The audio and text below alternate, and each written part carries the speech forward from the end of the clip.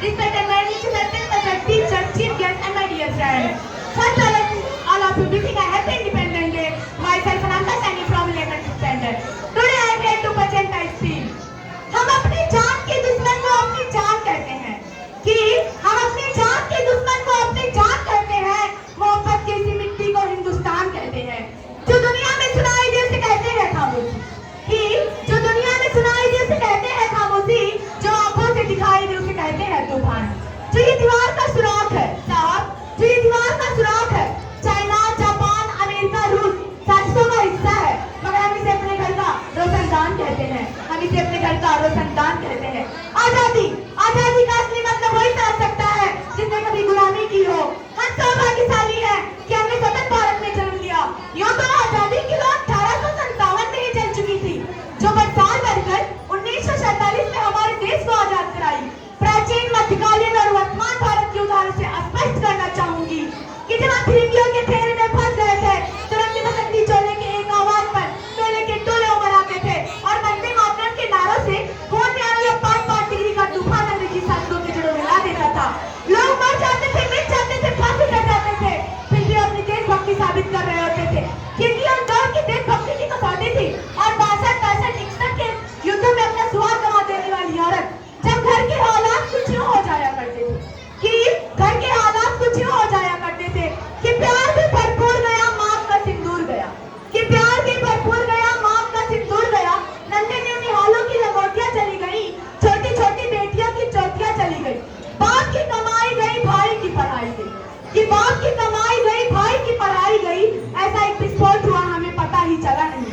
ये वाले हालात पैदा हो जाने के बाद भी एक माँ अपने बेटे को पत्र लिखती है और पत्र लिखाकर भेजा करती है कि अम्मा ने पत्र लिखा है बड़े ही चाव से, कि अम्मा ने पत्र लिखा है बड़े ही चाव से, पुत्र मेरे ना घबराना, 1 इंच पीछे मत हटना, चाहे इंच कट जाए, चाहे इंच कट जाए। इस तरह से परिवार अपनी देशभक्ति साबित कर रहा होता था। तब देश बलिदान मांगता था, तब देश लड़ जाने को कहता था, तब देश मर जाने, मिट जाने, फांसी चढ़ जाने को कहता था। परंतु अब देश लड़ जाने को नहीं कहता, मर जाने, मिट जाने, फांसी चढ़ जाने को नहीं कहता। मेरे हिसाब से यदि कोई व्यक्ति अपना काम पूरी मेहनत, पूरी लगन, पूरी ईमानदारी से करे तो यही सच्ची देशभक्ति, यही सच्चा राष्ट्र, यही सच्चा राष्ट्र प्रेम है। और मैं नहीं मानती कि फेसबुक और इंस्टा की डीपी को 3 रंग में रखना ही देशभक्ति है।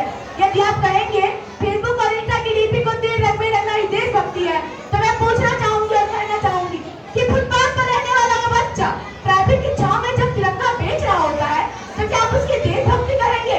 अरे नहीं, ये उसकी पेट की भूख की शक्ति है जो इसे ऐसा करने पर मजबूर करती है। क्योंकि न मंदिर को जानते हैं, न शिवालों को जानते हैं, कि न मस्जिद को जानते हैं, न शिवालों को जानते हैं। जो पेट के भूखे हैं साहब, वो सिर्फ भोजन की निवालों को जानते हैं, वो सिर्फ भोजन की निवालों को जानते हैं। अपने परिवार, अपने समाज, अपने देश के लिए कुर्बान कर देना है सच्ची देशभक्ति। और हर देशद्रोही के जीवन में आने वाला तूफान है हमारी सच्ची देशभक्ति, ताकि हर देशद्रोही समझ सके कि अगर तू परिंदा है तो ये आसमान तेरा है, अगर तू परिंदा है तो ये शमशान तेरा है।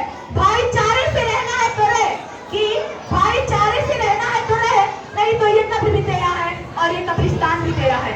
लेकिन एक देशद्रोही से ज्यादा देशभक्ति तब बाहर होती है जब अपने बूढ़े माँ बाप को वृद्धाश्रम की चौखट पर छोड़ आते हैं।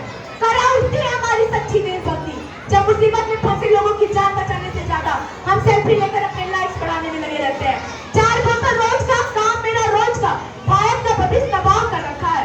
हम ना एक ऐसे समाज में जीते हैं जहाँ पत्थर की मूर्त को लगते हैं 56 भोग और फुटपाथ पे मर जाते हैं भूखे प्यासे तड़पते लोग। मजदूर को मजदूर समझिए, मजबूर नहीं। गरीब को काम दीजिए, दान नहीं। और दान देने के इतने इच्छुक है ना, तो जीते जी रक्तदान दीजिए और मरने से किसी को जीवन दान दीजिए। यही सच्ची देश और यही सच्चा राष्ट्र प्रेम है। क्योंकि ना सरकार मेरी है, ना रौब मेरा है, कि ना सरकार मेरी है, ना रौब मेरा है, और ना ये बड़ा सा नाम मेरा है। बस इसी बात का गुरूर है मुझे कि मैं भारत की हूँ और ये भारत मेरा है, कि मैं भारत की हूँ और ये भारत मेरा है। परंतु बेचारी बीमारी मुझे हमारे समाज में आज ही नजर आती है। कहा जाता है दुनिया के सबसे बड़े लोकतंत्र में आते हैं, चाहे हिंदू पैदा होते हैं, मुस्लिम पैदा होते हैं, सिख पैदा होते हैं, ईसाई पैदा होते हैं, लेकिन बदकिस्मती से इंसान पैदा नहीं होते। जरा सोचो, पेड़ पौधे शाखाएं भी परेशान हो जाएं अगर परिंदे भी हिंदू मुसलमान हो जाएं। इसी तरह कई और अच्छी बीमारियां हमारे देश में है। हमारे देश की शिक्षा नीति सिर्फ 2 तरह की विद्वान है और दूसरा जो धनवान है। इसी तरह कई और बीमारियां हमारे देश में है। हमारे देश का राष्ट्र निर्माण तब तक संभव नहीं होगा जब तक हमारे देश का युवा मंदिरों में जा जाकर नारियल फोड़ कर भगवान को रिश्वत लगाता रहेगा ना, तब तक हमारे देश का राष्ट्र निर्माण संभव नहीं होगा।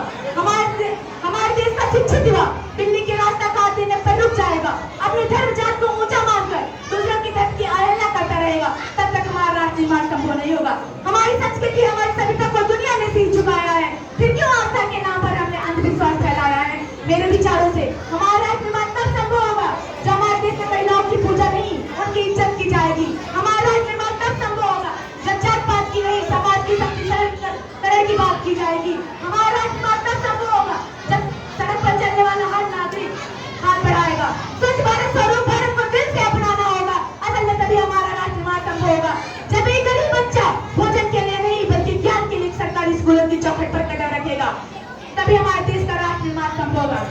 जब तक एक नागरिक नैतिक रूप से हीन, चरित्र रूप से हीन, भ्रष्ट, मानसिक रूप से निवाला, धार्मिक रूप से अंधा और राजनीतिक रूप से गंदा शर्मिंदमूल भारत को अखंड खंड करता रहेगा, तब तक हमारा राष्ट्र निर्माण संभव नहीं होगा। बड़ी बड़ी बातें नहीं, छोटी छोटी कौन से करनी होगी, क्योंकि हमें ठोकरे हमें पहाड़ों से नहीं पत्थरों से लगते हैं। I be an Indian, I be a student, I be a simple together of this motherland। और मैं सैल्यूट करती हूँ सड़क पर खड़े हर उस जवान को, हमारे देश की पुलिस प्रशासन और किसान को और हर उस व्यक्ति को जो अपना काम पूरी मेहनत, पूरी लगन, पूरी ईमानदारी से करता है, जिनके बिना राष्ट्र निर्माण की कल्पना करना भी असंभव सा लगता है। तो आज मैं अपनी वारी को विराम की ओर ले जाते हुए बस इतना कहती हूँ कि मेरा देश महान था, महान है, महान रहेगा। कि मेरा देश महान था, महान है, महान रहेगा। अगर होगा सबके दिलों में हौसला तो एक दिन पाकिस्तान भी जय हिंद कहेगा, पाकिस्तान भी जय हिंद कहेगा, पाकिस्तान